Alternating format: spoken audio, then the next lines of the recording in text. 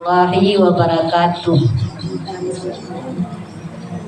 Alhamdulillahillazi anzala sakinata fi qulubil mu'minin liyazdadu imanan ma imanihim. Asyhadu an la ilaha illallah wahdahu la syarikalah wa asyhadu anna Muhammadan abduhu wa rasuluh. Allahumma shalli ala sayyidina Muhammad wa ala alihi wa sahbihi ajmain, amma ba'du.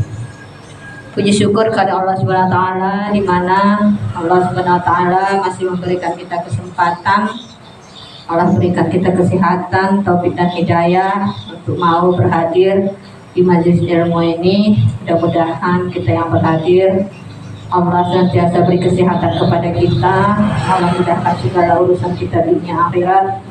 Allah ampunkan dosa kita, Allah dekatkan kita ke surganya, Allah jauhkan daripada nerakanya. Amin amin ya rabbal alamin.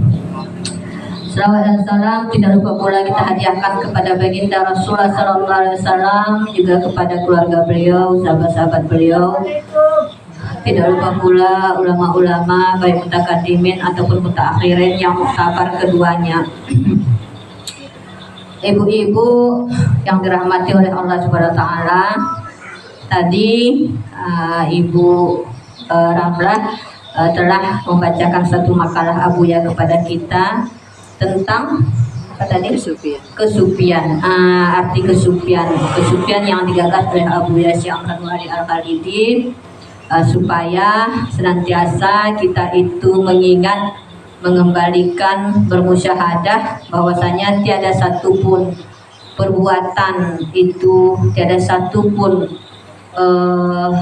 tidak ada yang luput daripada pandangan Allah, sehingga segala sesuatunya harus kita kembalikan itu kepada Allah dalam kita beramal. Tadi seperti dalam ihsan yang diterangkan, antakudullah karena katarahu, fa'ilam takun tarahu fa'innahu yaraka. Hendaklah kamu menyembah Allah itu seolah-olah engkau melihatnya Allah. Kalaupun engkau tidak melihat, maka sesungguhnya Allah melihat engkau. Artinya kita selalu merasa diperhatikan oleh Allah. Kita selalu menginginkan, kita beriman kepada Allah, beriman kepada malaikat, ya kan? Beriman kepada kita, beriman kepada Rasul, beriman kepada hari kiamat, beriman kepada kadar baik dan buruk datang dari Allah. Sehingga dalam segala perbuatan kita mengingat Allah ilmu maha mengetahui, Allah maha melihat, Allah maha mendengar. Jadi segala sifat Allah itu tertanam di dalam batin kita dan bisa kita rasakan. Sehingga kita kalau di Allah beri kita ilmu, kita teringat ilmu itu ilmu Allah, sehingga tidak ada dalam batin kita kesombongan. Kenapa? Karena kita ingat kita berilmu itu karena diberikan oleh Allah. Karena ilmu itu salah satu sifat Allah, dan Allah berikan kepada hamba yang ia sayang, yang ia kehendaki. Begitu juga sifat basar itu sifatnya Allah, melihat. Jadi kalau kita setiap melihat sesuatu keindahan, melihat suatu musibah, sesuatu yang tidak bagus, semua itu mengingatkan kita kepada Allah. Teringat kita keindahan, ya Allah, betapa agungnya Engkau maha menciptakan langit dan bumi dengan segala isinya. Teringat kita keagungan Allah. Itu makna daripada makalah tadi. Ketika kita melihat keagungan Allah, kita teringat kepada Allah, melihat ciptaannya. Begitu juga melihat suatu musibah. Musibah kita juga tidak luput daripada mengembalikannya kepada Allah lagi. Kenapa? Karena Allah itu muridun, berkehendak, berencana Dia. Apa yang terjadi kepada kita sudah ada dalam rencana Allah sebelumnya. Allahu Qadir, Allah yang maha kuasa, Allah pula yang mampu merubahnya, sehingga tidak berputus asa kita. Dalam suatu permasalahan kita yakin Allah mampu merubahnya. Dan kalaupun itu sudah berlaku, maka kita berhusnuzan kepada Allah. Itu yang terbaik kepada kita. Inilah dalam setiap kita memandang, dalam setiap apa yang berlaku dalam kehidupan kita, kita teringat selalu dengan sifat jalalnya Allah. Ya kan, Allah maha tinggi, Allah maha agung, Allah maha segalanya, segala sesuatu itu bersumber daripada Allah. Maka kalau sudah bisa lah kita seperti itu, berarti kita sudah mampu mengamalkan tasawuf yang diajarkan Abuya. Kenapa? Karena kita sudah mulai merasakan kemanisan iman. Apa itu kemanisan iman? Dikatakan kamu tidak akan mencapai kemanisan iman sebelum kamu meyakini bahwasanya takdir buruk itu dari Allah. Jadi kalau kita sudah mampu meyakini takdir yang buruk daripada Allah, baru kita terasa manisnya iman itu. Terasa, ya Allah, ternyata ada hikmah daripada segala sesuatu yang terjadi kepada saya. Kalau tidaklah mungkin begini, mungkin saya tidak akan begini. Kalau tidaklah begitu, mungkin saya tidak tahu dia itu orang baik atau buruk. Sehingga Allah nampakkanlah melalui ini. Kan begitu ya. Ada orang yang misalnya menzalimi kita, yang selama ini kita sudah berbaik-baik kepada dia. Istilahnya kita kampung tolong menggolong. Lagi menolong bahasa kampung biang tekapit. Kita tolong digigitnya kita. Jadi kan sakit terasa itu ya, segala pengorbanan kita lakukan tiba-tiba dibalas dengan keburukan. Ini sakit terasa, Bu, sedih. Tapi kalau kita membalikan kepada Allah, ya Allah, untunglah saja Engkau perlihatkan kepada saya siapa dia. Kalau tidak kan lamalah saya berteman dengan dia, habislah segala pengorbanan saya sia-sia.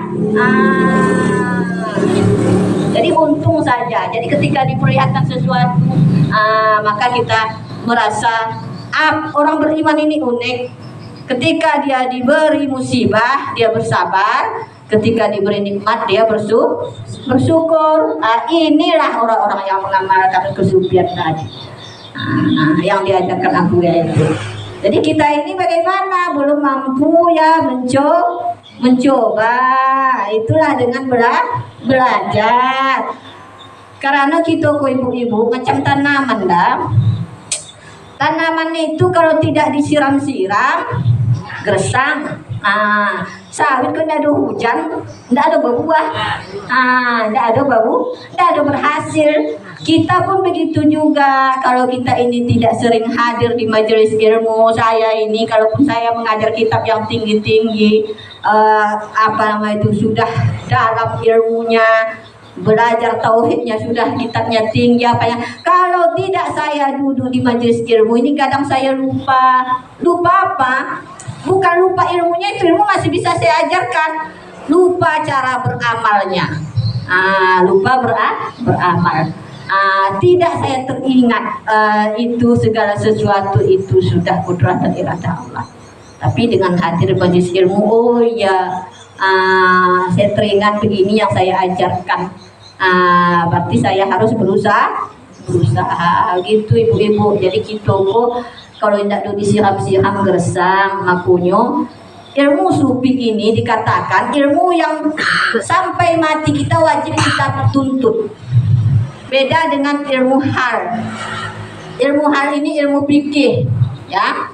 Ilmu fikih itu wajib kita pelajari selagi akan kita kerjakan. Ibu-ibu ada banyak harta mau berzakat, situlah baru wajib belajar zakat. Ibu-ibu ada banyak gepeng nak ke haji, situ baru belajar bab haji. Kalau tidak belum wajib. Tapi ilmu sufi ini selalu, karena kita ini selalu berada dalam suatu amalan yang harus dipagari. Kan ilmu sufi itu ilmu cara memagari amalan. Kalau tidak dipagari habis dimakan musang. Jadi makanya wajib selalu. Tapi kalau ilmu fikih tadi hanya kapan kita mau mengerjakan sholat selalu kita kerjakan, maka selalu harus kita belajar tentang sholat, ya kan? Puasa, nanti mau Ramadan sudah wajib kita belajar bab puasa. Kalau bisa sebelum 1 bulan sebelum puasa itu khatam tuh bab saum, bab puasa supaya sah puasa kita. Jadi kalau ilmu sufi ini dikatakan sampai mati dalam kitab Idatus Salikin ini wajib kita pelajari. Mengapa itu saja pun dikaji diulang? Kenapa itu? Karena memang itu wajib setiap waktu, setiap hari. Semasih kita hidup wajib kita pelajari untuk kita amalkan. Jadi itu sedikit sekilas tentang makalah Abuya tadi, Ibu-ibu. Sekarang saya akan bacakan hadis, di mana hadis ini menceritakan kepada kita bahwasanya amalan kita ini setelah itu diproses di dalam langit. Mungkin ini sudah pernah Ibu dengar ya, tapi kembali saya bacakan bahwasanya sudah pernah saya bahas. Belum ya. Bahwasanya ini ada seorang sahabat Mu'az namanya. Mu'az ini salah satu sahabat Rasulullah SAW. Saya bacakan hadisnya. Bismillahirrahmanirrahim. Qalal baqiya Mu'az hatta zanantu annahu la yasbut summa sakata summa qala sami'tu Rasulullah SAW yaqulu ya Mu'az inni muhadditsuka bi hadisin in anta hafaztahu naf'aka indallah wa in anta daya'tahu wa lam tahfazhu in qata'at hujjatuka indallahi yaumal qiyamah ya Mu'az innallaha tabaraka wa ta'ala khalaqas sab'ati amlaka qabla an yakhluqas samawati wal ardh faja'ala likulli sama'in min syab'i malakan bawaban 'alaiha, yang artinya ini proses amalan kita dalam hadis ini diterangkan disaring di 7 lapis langit. Artinya setiap hari amalan kita dibawa ke langit. Amalan kita sekali setahun nanti dipusatkan ya, catatan amalan kita yang dicatat rakib atid itu dibawa ke langit, diserahkan kepada Allah. Tapi perharinya, setiap harinya itu dibawa ke langit nanti menjelang terbenam matahari. Artinya kata seorang laki-laki itu, maka menangislah Mu'az, sahabat Rasul tadi. Aku sangka bahwa ia tiada diam. Saking teringatnya dia hadis yang dibacakan Rasulullah SAW kepada dia tadi, menangis dia lama. Sampai sahabat mengira dia tidak akan berhenti menangis. Kenapa? Karena kalau para sahabat ini, ibu-ibu, keimanan mereka ketika diceritakan tentang akhirat, tentang neraka, ya kan, seolah-olah mereka sudah berada di dalamnya. Kita bisa model itu cerita tentang kubur seolah-olah kita merasakan sudah di dalam kubur. Kita rabitah di dalam kubur saja baru tahasu yo ketika tawaju. Tapi para sahabat ketika diceritakan Rasulullah tentang hari kiamat, tentang pada masa seolah menangis sudah berada di dalamnya, ibu-ibu. Ini keimanan para sahabat. Makanya sahabat itu dikatakan kan nujum seperti para bintang, kata Rasul, seperti bintang di langit. Jadi menangis Mu'az tadi. Kemudian maka ia diam. Maka kata Mu'az radhiyallahu anhu, telah aku dengar Rasulullah SAW bersabda bagiku, wahai Mu'az, bahwasanya aku hendak bercerita akan dikau dengan satu hadis. Jika engkau peliharakan akan dia, niscaya memberi manfaat ia akan dikau. Kalau ang peliharulah hadisku kecil Rasul sangat bermanfaat bagimu. Dan jika engkau hilangkan, engkau sia-siakan akan dia dan tiada engkau peliharakan akan dia, niscaya putuslah hajatmu di hadapan Allah Ta'ala pada hari kiamat. Putus hajat, berarti tidak ada dapat apapun bantuan Allah di hari kiamat kalau tidak kita peliharakan hadis ini. Hai Mu'az, bahwasanya Allah Ta'ala menjadikan akan 7 malaikat dahulu daripada menjadikan ia 7 petala langit dan 7 petala bumi. Jadi Mu'az, kata Rasul, sebelum Allah ciptakan langit dan bumi kok, sudah duluan dia ciptakan malaikat 7 penjaganya, 7 di atas langit, 7 di bumi. Maka menjadikan ia bagi tiap-tiap satu langit daripada 7 petala langit itu akan malaikat yang menunggu atas segala pintu langit itu. Jadi di langit pertama sudah ada malaikat penunggu sampai ke langit ketujuh, kata Rasul. Di bumi pun ada tugasnya nanti yang mengangkatkan amalan tadi ke atas langit. Itu kata Rasul. Rasulullah. Aku tidak menangis muat tadi. Nah, mendengarnya. Patas adalah hafajah bi amalil abdi min haina asbaha ila haina amsa lahu nurun kanuru syamsi hatta yatalat bi ila sama'i dunya zakathu fakasartahu fayaqul malakul hafazah idribu bihadzal amali wajha sahibihi ana sahibul khibah amarani rabbi alla ada'a amala min man ihtaban nasa yujawijuni ila khairi, yang artinya maka menaikilah malaikat yang memeliharakan amalan hamba Allah daripada pagi hingga petang. Amalan kita yang sudah dicatat pagi sampai petang diangkatkan ke langit. Bagi amal itu cahaya seperti cahaya matahari, alahan cakbanalah amal itu tadi. Bercahaya macam cahaya matahari. Ya, bunda matahari, air wudhu saja itu dikatakan cahaya, ya kan? Hingga apabila menaiki ia dengan amalan itu ke langit yang pertama, maka telah menyucikan ia akan amalan itu dan membanyakkan ia akan dia. Sebelum diangkatkan ke langit, amalan kita itu dibersih-bersihkan malaikat dulu. Ada tadi seketik kotor-kotornya dibersihkan. Dilipat gandakan lagi. Kok niatnya tadi hancak, dipelok apa namanya itu, ditambahkan nilainya, kualitasnya. Karena niat saja sudah ditulis suatu ibadah. Dibanyak-banyakkan. Maka mengatalah malaikat yang menunggu pintu langit itu bagi malaikat yang memeliharakan amalan itu, palukan olehmu dengan amalan ini akan muka orang yang mempunyai amalan ini. Akulah yang mempunyai hibah. Tahu ibu hibah? Pangube. Jadi sampai di langit pertama, ketika sudah diserahkan amalan kita tadi padahal sangat bercahaya, banyak lagi. Sampai langit pertama, kata malaikat Amboko, malaikat hibah namanya, malaikat yang menyaring amalan orang pengupat di langit pertama. Campakkan ke mukanya amalan ini. Tidak saya terima. Yani akulah yang mengetahui akan orang yang mengupat akan orang, padahal menyuruh akan daku oleh Tuhanku bahwa tiada aku tinggalkan akan amalan seorang yang mengupat akan manusia melalui akan daku kepada yang lain daripada aku. Allah memerintahkan saya menyaring amalan orang yang mengupat. Kalau ada pada diri amalannya tadi satu hari dia ada mengupat, Allah merintahkan saya jangan lewati saya, buang saja. Dibuanglah amalan gitu. Kalau ada gitu tadi satu hari kau mengupek saja ibu-ibu, amalan kita tidak selamat, tidak ada yang dibawa ke langit, tidak ada yang kita terima. Inilah yang membuat kita sedih, inilah yang membuat Muas tadi sedih.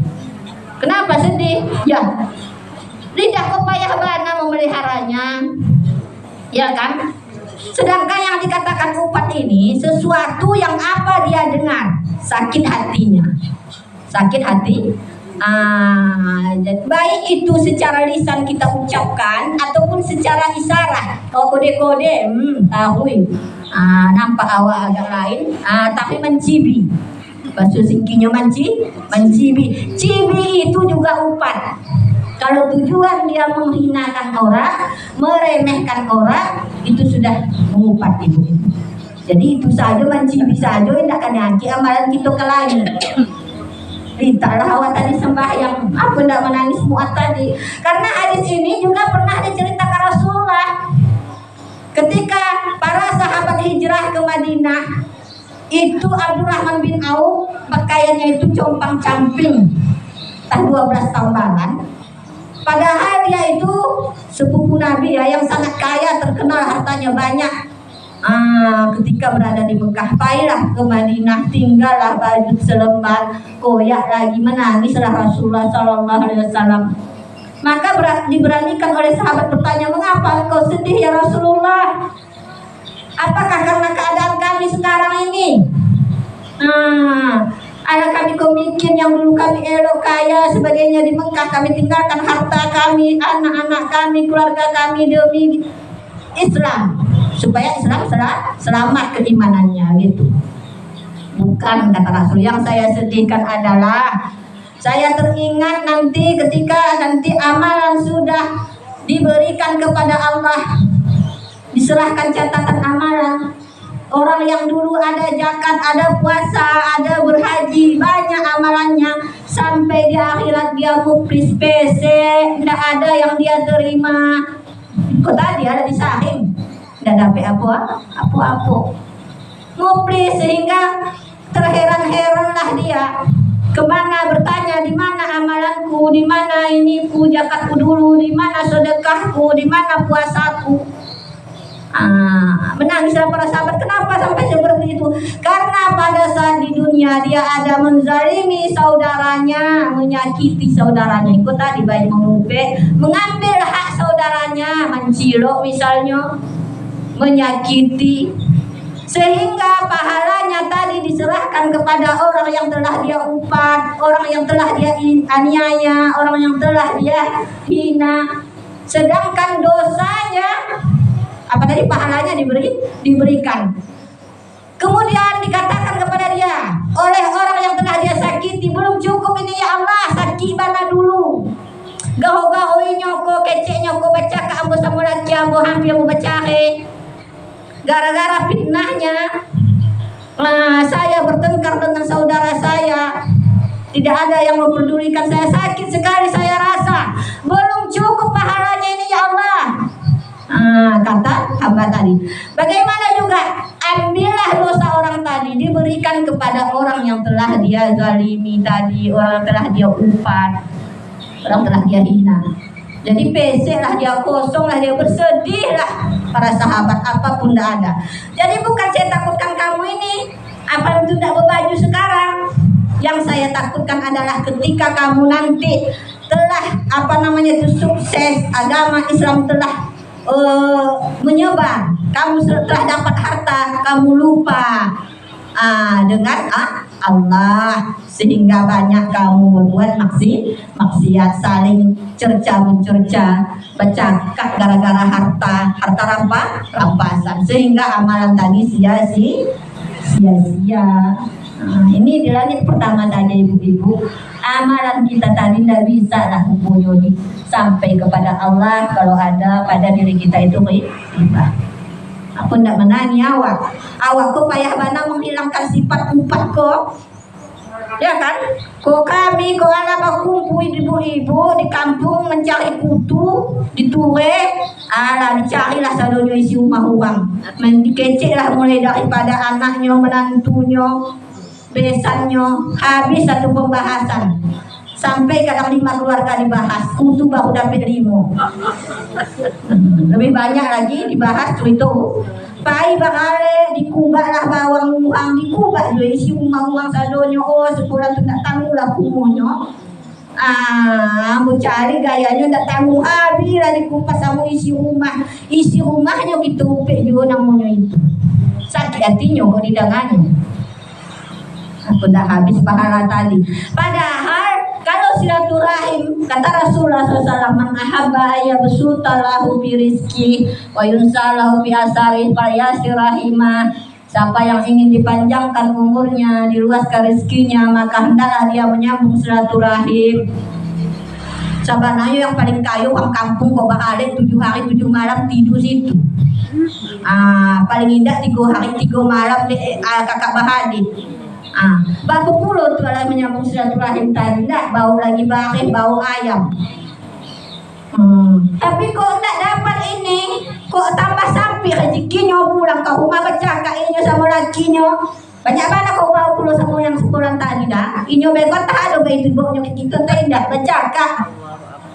Temutuk bah bayu iyo ya, macam-macam apa ni sampai 1 juta dia. Aku ambo bekot ada juga bayi itu sana ambo bercakap. Padahal silaturahim tadi menambah rahmat Allah. Allah panjangkan umur, Allah luaskan rezeki, tidak dapat karena tadi ada sudah satu ribah ya, karena saling menyakiti.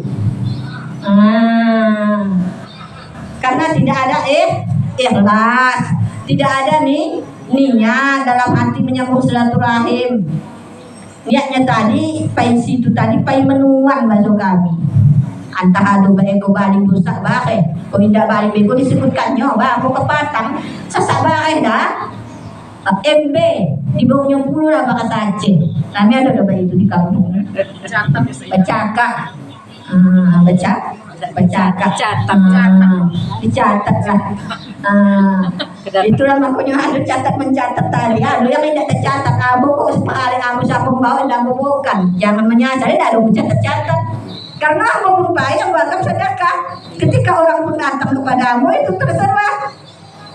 Karena tujuan kamu hanya apa namanya itu silaturahim, menyambung silaturahim. Jadi pada dasarnya syariat mengajarkan kita dengan apa namanya itu matur urus itu untuk menyambung silaturahim. Hadis Rasul juga menganjurkan sebenarnya mengaji-ngaji itu tahadau tahabbu, saling memberi hadiahlah kamu, niscaya kamu saling menyayangi. Memang sunat ahwagi kalau orang berpesta ucapkan selamat, itu sunat bu. Ada orang melahirkan ucapkan selamat, orang membangun rumah ucapkan selamat, awagi seketik itu sunat hukumnya. Kan saling memberi hadiah karena ada suatu apa namanya itu kegembiraan ya kepada dia bakal dapat menantu. Kan awak senangin dia kita kasih hadiah. Tahaddau tahabu kata Rasul, saling memberi hadiah kamu saling menyayang. Niat kita tadi sedekah memberi hadiah. Dapatlah kita faedah daripada hadis Rasulullah tadi. Tapi karena tidak ada niat itu, maka yang ada pulang-pulang balik bercakap, yang ada rezeki bertambah sampai, yang ada utang siapa balik. Banyaknya udah tunggu uang kepatang mengambul sampai utang ini lagi. Itulah karena tidak ada mengamalkan inti hadis Rasulullah SAW mengenai menyambung silaturahim itu, sehingga tidak dapat faedahnya karena innamal a'malu binniyat wa innamal likulli amri'in ma nawa. Hanya saja setiap pekerjaan disertai dengan niat, dan niat pekerjaan seseorang itu tergantung apa yang dia niatkan. Niatnya tadi supaya apa namanya itu pulanglah, apunya tuh pembagian dari uang tadi kirinyo, pulanglah. Sebagian tidak pulang lagi, tidak pulang. Jadi itu dia, di langit pertama sudah disaring. Kalau tidaklah karena rahmat Allah, sungguh tidak ada yang dapat kita selamat amalan kita nih. Tapi karena Allah itu luas maha ampunannya, ya kan? Luas rahmatnya, maka semua bisa kita apa namanya itu kita perbaiki. Kalau mengupat dikatakan cara taubat daripada mengupat dalam kitab itu salikin ini bagus tuh betaubat itu istighfar satu, menyesal atas apa yang kita perbuat. Kemudian sama siapa yang telah kita berbicara tadi kita hina dia. Siapa yang kita hina tadi kita minta maaf. Kepada siapa yang kita sampaikan harus kita pungkiri, kita ingkari perkataan tersebut. Ingkari begini bagaimana? Kalau tadi sudah terlanjur kita fitnah misalnya tetiku begitu pulau dainya, kita sampaikan sama tetiku. Oh aku udah bilang tadi lama-lama aku mengecek kepatangku. Sebenarnya tetiku hancur. Dibalikkanlah perkataan itu dari buruk kepada baik. Itulah cara tobat daripada ghibah. Jadi bukan tidak ada dan tobat ittabi'u sayyi'ata alhasanata tamhuha, iringilah keburukan itu dengan kebaikan kata Rasul, niscaya menghapuslah kebaikan itu akan keburukan. Kan kalau awak minta maaf kan ala reda saling meredai, kan ala sana hatinya oh yuk sadar dulu dainya ala minta maaf ini ala sanju hati awak iko yang payah kau tidak mau minta maaf. Kan tidak mungkin lah macam tadi kau awak hina datang awak minta, kan tidak mungkin dia binyo lading dipukulnya awak, tidak kan? Jadi bisa awak tangkap kecuali dalam fikih. Kalau seandainya saya ceritakan, ya, atau saya bilanglah saya pernah mengambil hartanya tidak mampu memulangkan. Kalau saya ceritakan dibunuhnya saya sampai mati, ini baru wajib kita sembunyikan. Kita minta maaf saja, minta maaf saya, tidak kita ceritakan untuk melindungi diri. Tapi kalau orangnya macam kita merasa, kalau kita tidak sampai dibunuh kan, makanya wajib kita harus apa namanya itu minta maaf langsung kepada orangnya.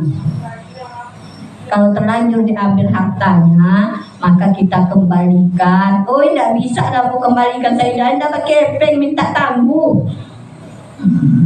Itu kalau enggak, itulah dipertanggungjawabkan nanti. gara-gara kepeng 1.000, gara-gara utang 5.000. Dia amalan kita tadi ndak awak dapet. Kami segala amalan kita tadi jadikan dulu dari uang tadi. Dosonya kan ditimpakan dulu ke awak.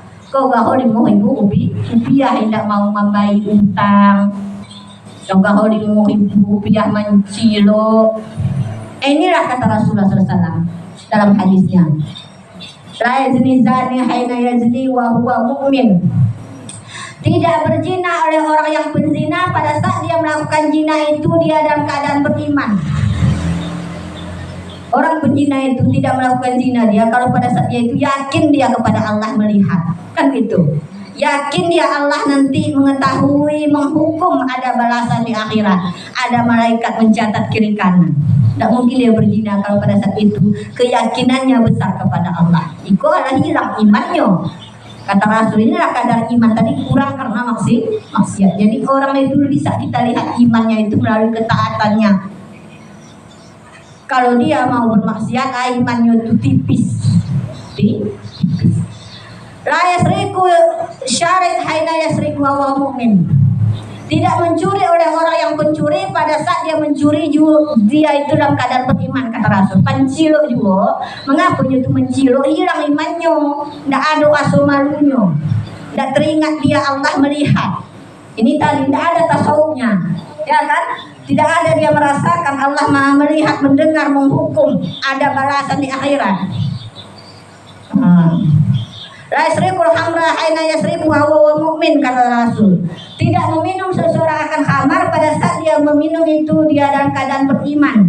Kalau berimanlah dia teringat dia, kalau saya minum khamar ini saya tidak akan pernah meminum telaga Kausar, berarti tidak masuk surga. Ya kan? Haus selama-lamanya karena sudah meminum khamar. Padahal innamal khamru wal maisir rijsum min amali syaitan, kata Allah. Hanya saja khamar dan judi itu satu perbuatan keji daripada syaitan. Ada termasuk syaitan lah orang penjudi online tadi.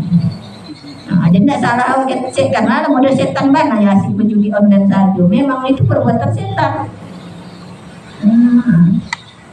Jadi kadar aman iman kita itu berkurang kalau kita melakukan maksiat. Tapi walaupun begitu, rahmat Allah tadi mau mengampunkan dosa besar kecuali syirik.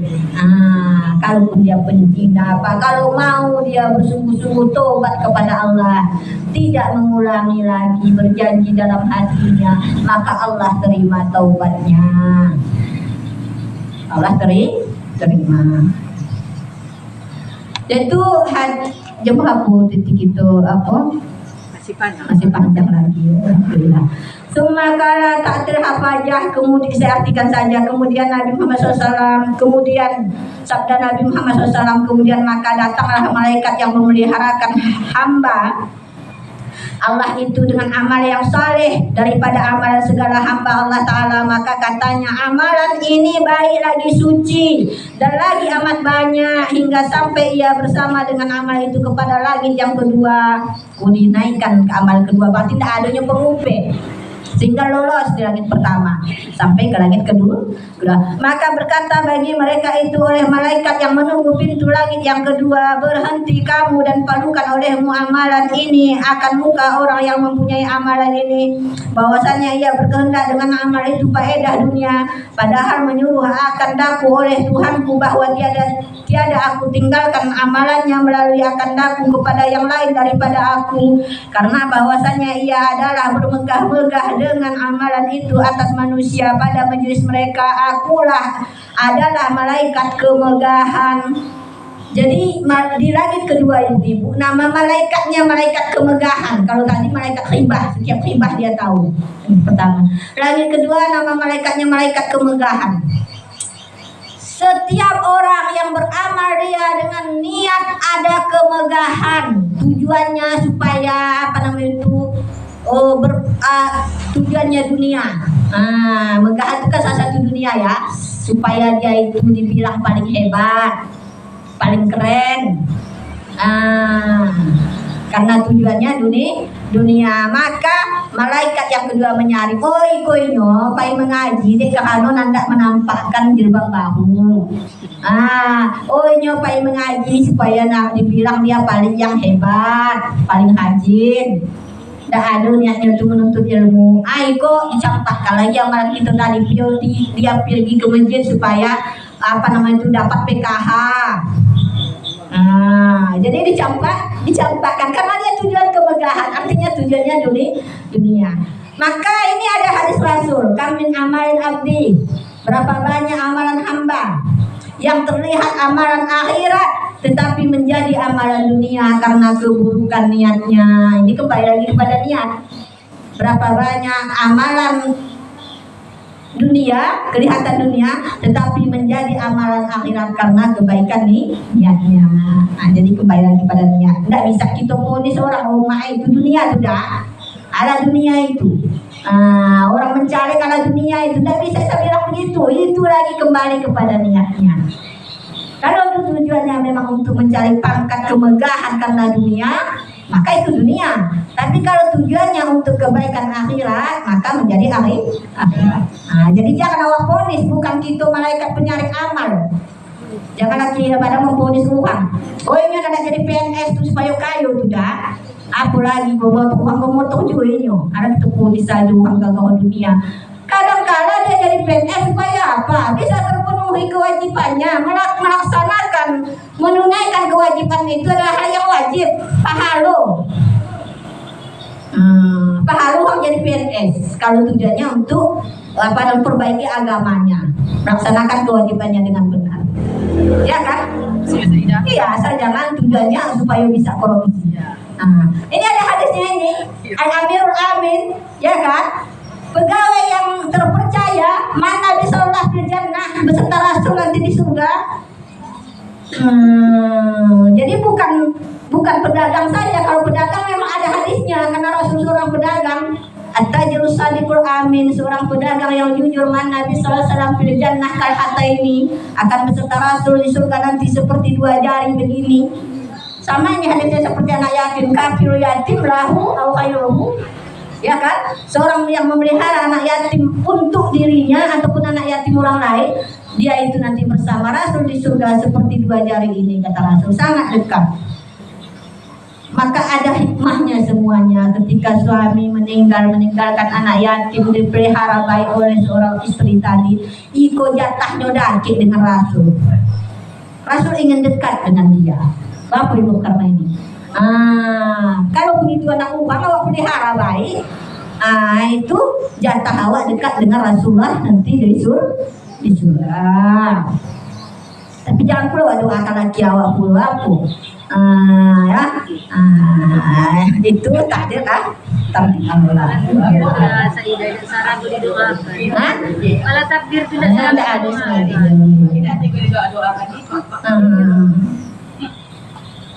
Yang ketiga ibu-ibu itu naik ke langit kedua, itu nama malaikatnya malaikat kemegahan. Kemudian naik lagi amalan kita tadi ke langit ketiga.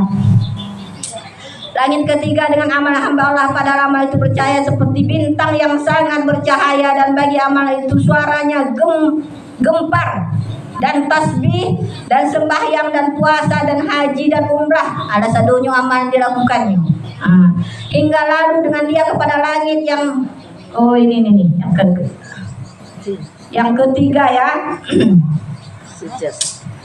Yang baik cahaya daripada sedekah dan sembahyang dan puasa telah tak jumlah malaikat hafajah itu akan dia, maka lalulah mereka itu dengan amalan itu kepada langit yang ketiga.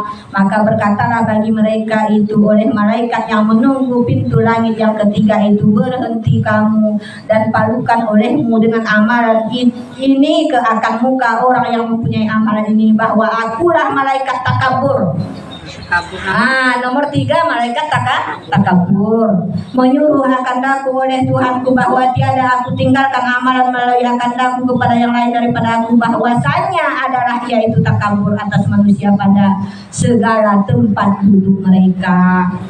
Jadi kalau ada sombong, karena ada hadis Nabi ya, sedikit saja sifat sombong di hati kamu, maka haram kamu ke surga. Mengapa? Karena sombong ini yang berhak sombong itu Allah. Berarti Allah awakku merasa pula awakku Tuhan. Ini sifat ketuhanan namanya. Seketik saja sombong. Seketik saja sombong. Sedikit saja kita merasa hebat daripada orang lain. Sebesar biji zarah dikatakan. Biji sawi itu sudah masuk neraka. Habis amalan dibakar. Habis amal. Seketik saja wak sombong. Apa saja itu saja. Baik disombongkan mengenai ilmunya, dia sudah berilmu tinggi, dia merasa hebat daripada orang lain, waktu awam satunya bodoh, satunya lah yang paling pandai. Baik itu dalam hartanya, dia yang paling kaya, dia yang paling banyak sedekah, orang lain itu nol. Pula itu 1.000 rupiah mengaji, tahu itu. Baik itu dalam kecantikannya, inilah yang paling cantik, dia pakai apa namanya itu merkuri. Sekali mahal gue. Inilah yang paling hancak badaknya, hancak bana mahal-mahal udah apa dah nak badak. Indah terbalik yang udah badak tu ya hanciknya. Apa indah bagi laki itu inilah yang paling hancaknya. Jadi sombong dalam segala hal. Maka kata Rasulullah SAW dalam hadisnya, man takabbara wada Allah. Siapa yang sombong Allah rendahkan derajatnya. Allah yang merendahkannya. Maka orang-orang sombong itu nanti di padang mahsyar dikatakan sebesar semut diinjak-injak. Kok inyo dulu bupati, kok inyo dulu polisi yang berpangkat, inyo dulu yang punya segalanya, sampai nanti di padang mahsyar tuh ketek dipijak-pijak. Karena sifat sombong Allah rendahkan dia. Tidak lagi ditando. Siapa menando lagi? Tidak ada capnya lagi si cap bupati, cap apa, tidak ada lagi. Tidak ada baju PNS-nya. Hilang sadonya, tidak ada lagi. Jadi nanti direndahkan Allah. Di dunia kau saja nampak tuh yang sombong-sombong dulu, diambil Allah, aku punya tidak lagi, aku lagi disombongkan, apalagi di akhirat. Waman wada arafa Allah, kata Rasul, siapa yang tawadu Allah pula lah yang mengangkat derajatnya. Jadi orang-orang tawadu itu Allah yang mengangkat derajatnya. Jadi sabananya sombong kau juga ujian bagi orang-orang yang banyak harta, banyak ilmu, banyak kepeng, kancak rupo. Maka syukurlah awak yang sedang-sedang saja, tidak ada yang awak banggakan. Tidak ada yang awak banggakan. Aku banggakan kepeng, tidak ada utang banyak. Itu pula bercerita aku. Malu awak. Aku dah, ada tidak membeli mobil Pajero. Penghasilan pun 1 juta tak sampai sebulan. Ada betul-betul Pajero. Malu lah awak. Dia tidak bakal awak sombong jadinya. Jadi bersyukur awak dengan apa adanya. Jadi yang ketiga ada malaikat sombong. Sehingga setiap orang yang sombong takabur, dia tahu amalan orang takabur tadi. Dicampak kalau ini tu tak tanggung tu, tak unduh-unduh saja, mukonya unduh-unduh tu. Tapi dia itu takabur dalam hatinya, dia merasa lebih hebat dari yang lain, kata malaikat. Dia merasa lebih alim daripada yang lain, dia menganggap remeh semua orang. Campakkan amalannya tuh. Ini malaikat yang menilai ini juga ada di dalam hati. Tidak bisa kita nilai orang yang sudah bercerita tentang hartanya, oh itu sombong tuh. Bercerita tentang sedekahnya, itu sombong tuh. Jangan kita vonis begitu. Karena ada hadis Rasulullah wa amma bi ni'mati rabbika fahadis. Adapun tentang nikmat Allah maka ceritakanlah. Bisa jadi dia bercerita, saya tadi bersedekah 1 juta supaya orang juga mau bersedekah. Jangan kita vonis orang ya. Ini karena kembali lagi kepada niat. Cuma biasa ciri-cirinya itu adalah nampak dari mukonya, jauh mengiciknya. Cuman jangan awak sebut. Kalau awak sebut berdosa, tapi kalau masih dalam hati belum dicatat oleh malaikat. Kemudian yang keempat, ibu-ibu, maka sabda Nabi Muhammad SAW dan naik malaikat apa aja itu dengan amalan hamba, padahal amal itu bercahaya seperti bintang yang sangat bercahaya, dan bagi amal itu suara yang gempar daripada tasbih dan sembahyang dan puasa dan haji dan umrah. Ada sadonya amalan dilakukannya. Apa tidak kena yang ke lagi keempat.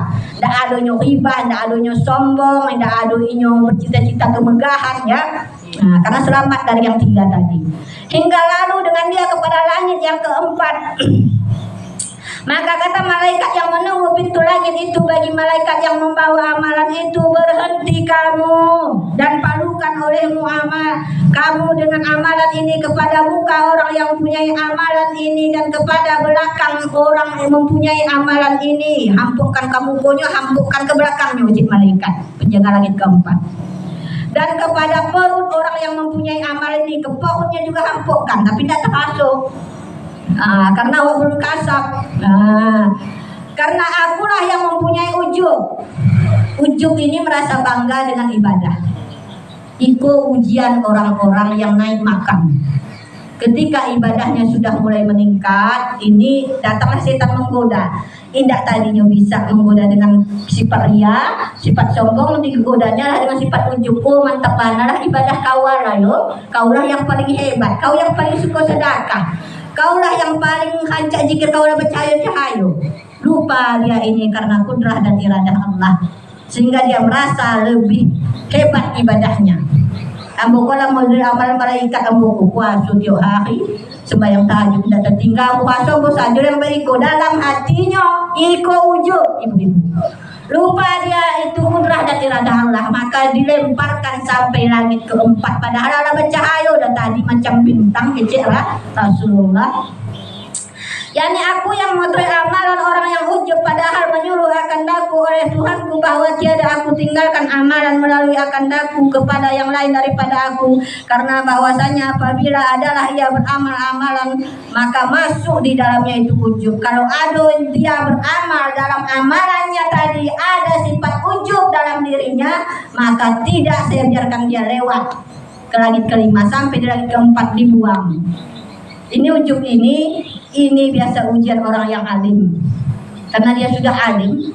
Uang bukulah yang paling alim, uang bodoh-bodoh bana. Karena dia sudah makamnya, zikirnya hebat, dia ahli ibadah. Ibadah hamba kulah yang paling mantap. Ambo sulu tidak tinggal, ini nalak penggai tidak tahunya sulu. Inilah yang merasa hebat dari orang lain. Ini kalau masalah ujub ini cenderung kepada ibadah. Kalau ria ini masalah dunia, akan menampak-nampakkan ke orang lain itu dunia. Tapi kalau ujub ini merasa bangga dengan ibadahnya, lupa dia itu kudrah dan iradah Allah, maka dicampakkan sampai langit keempat. Apa namanya apa? Ujub. Malaikat ujub. Malaikat ujub. Walaupun saya tidak diucapkan. Tidak diucapkannya memang dalam hati ini kan penyakit batin. Semua ini penyakit batin takabur, penyakit hati batin. Karena ada kita belajar ya 10 penyakit batinnya. Ini penyakit batin. Tapi bagaimana cara menghilangkannya itu? Cara tobatnya itu ada ibu-ibu.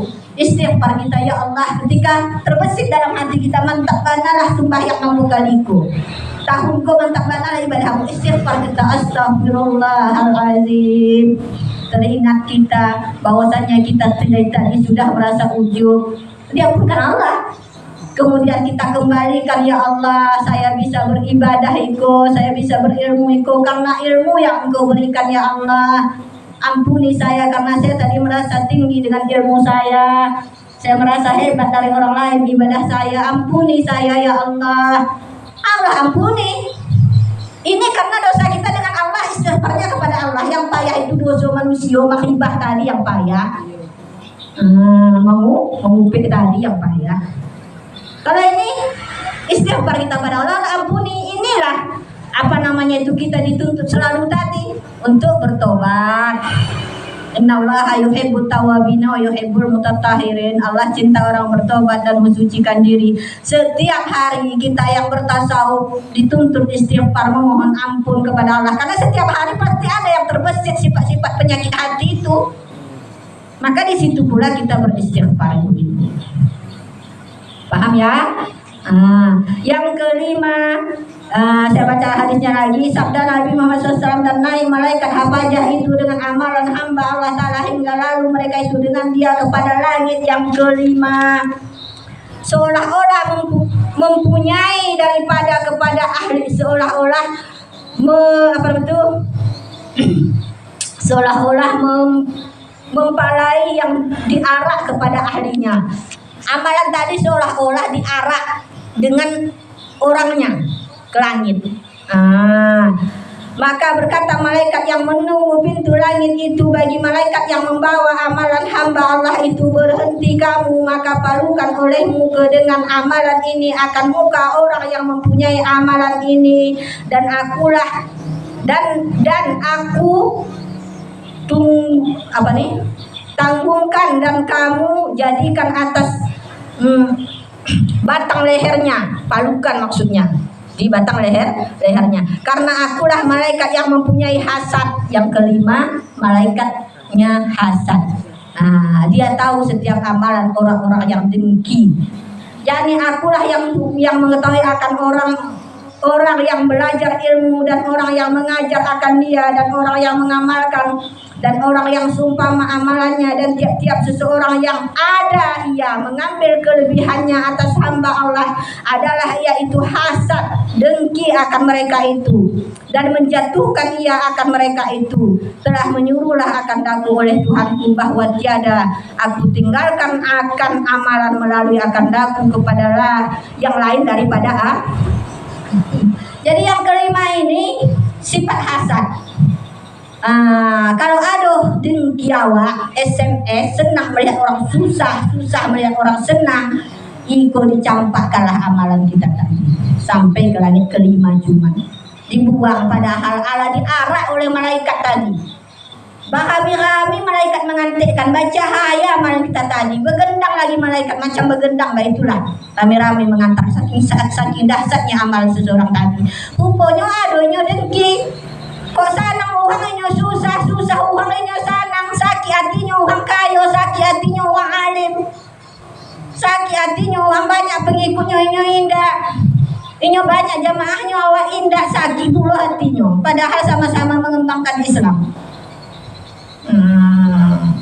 Jadi ini itu ada hasad di dalam hatinya, maka dicampakkanlah sampai langit kelima itu. Ini sifat hasad ini banyak di kalangan para ulama ibu. Jangan anggap kami pun ada sifat hasad.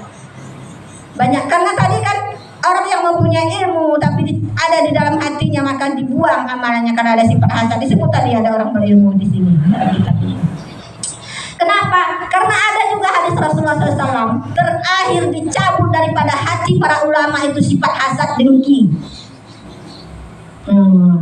Ulama itu berarti bukan ado sifatnya itu hasad, tapi nanti akan dicabut kalau inya itu bersungguh-sungguh mengamalkan ilmunya, berusaha mengamalkan ilmunya. Jadi mengapulah ulama-ulama ku bercakap-cakap, mengapulah iku memang ada hadisnya itu terakhir cabut daripada hati ulama kata Rasul itu adalah sifat dengki. Sifat dengki. Jadi kalau ada dengki ibu sampai naik kelima saja dibuang. Maka mengapulah Ustaz iku itulah yang perlu dipahancak ibu-ibu. Yang perlu diingatkan di batin kita. Janganlah begitu bahasa hasad.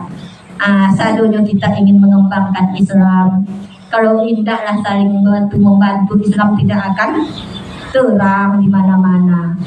Maka ingatlah bahwasanya apa yang kita perjuangkan itu juga diperjuangkan oleh kawan kita, oleh ustadz kita, oleh guru-guru kita yang lain.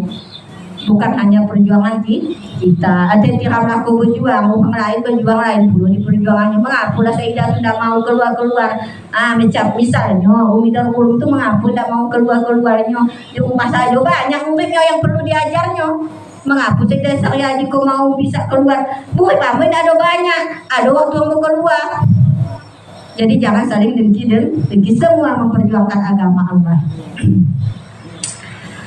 Kemudian naik lagi malaikat hafajah dengan amalan hamba Allah itu, cahayanya seperti cahaya bulan dan sembahyang dan zakat dan haji dan umrah, ala puluh sadonya dikajukannya, dan jihad lagi dan puasa, ala puluhnya berperang mau di jalan Allah.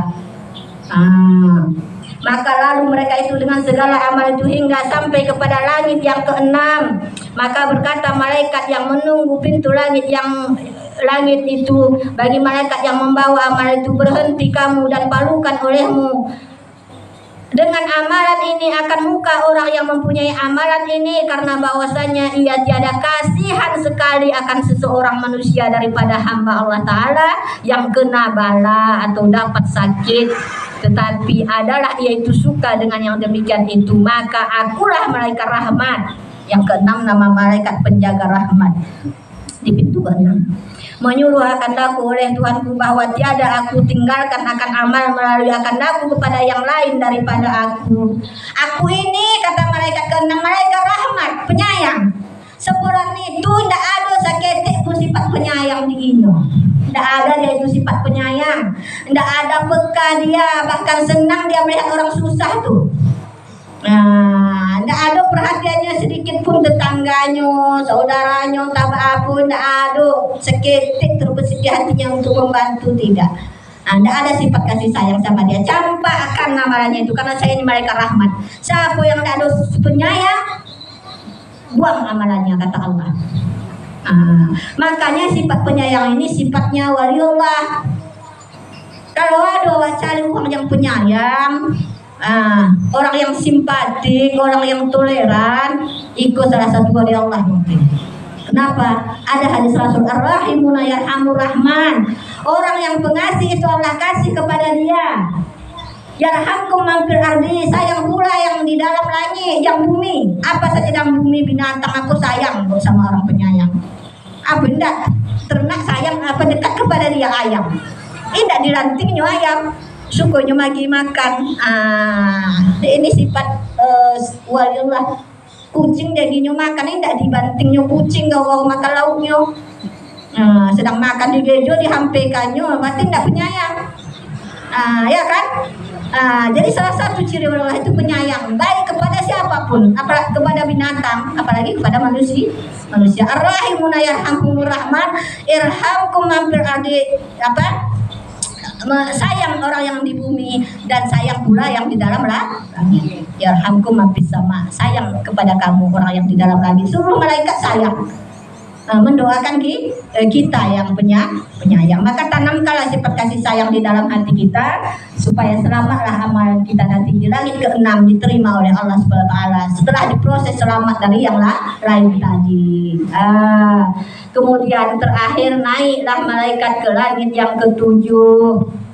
Kan 7 ya? Pintu langit tadi, surga. Surga itu 8, Bu.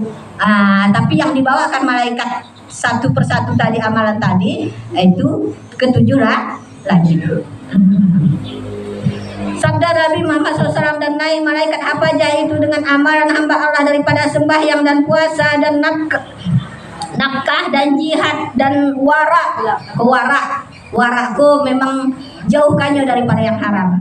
Baginya suara gempar seperti suara indung madu, semacam indung madu, babu mengambil bahmu. Itulah saking banyaknya amalannya tadi. Ada jihad, ada berhaji, umrah, dan bercahaya seperti cahaya matahari, serta naik 3.000 malaikat.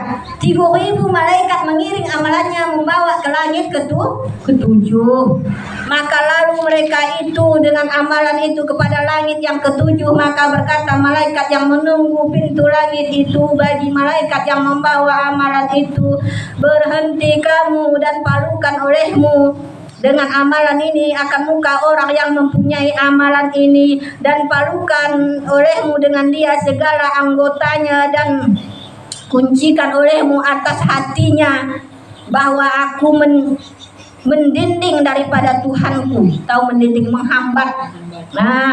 Akan tiap-tiap amalan yang tiada berkehendak dengan dia akan Tuhanku, bahwasanya ia berkehendak dengan amalan itu yang lain daripada Allah Ta'ala. Tujuannya bukan Allah itu amalannya, kata malaikat. Bahwa ia berkehendak dengan amalan itu akan ketinggian kepada fuqaha. Dia ingin dilihat orang-orang ahli fikih, dia yang paling alim. Dan berkehendak ia kepada masyhur sebutannya, supaya dia tenar, dia yang paling yang keren. Di sisi ulama dia yang paling alim, dan masyhur sebutannya kepada segala negeri, bahwasanya telah menyuruh akan daku oleh Tuhanku bahwa tiada aku tinggalkan amalan ini melalui akan daku kepada yang lain daripada aku, dan tiap-tiap amalan yang tiada tulus ikhlas, amalan yang tidak ikhlas bagi Allah Ta'ala, maka yaitu ria. Berarti ria, malaikat yang menyaring amalan ria.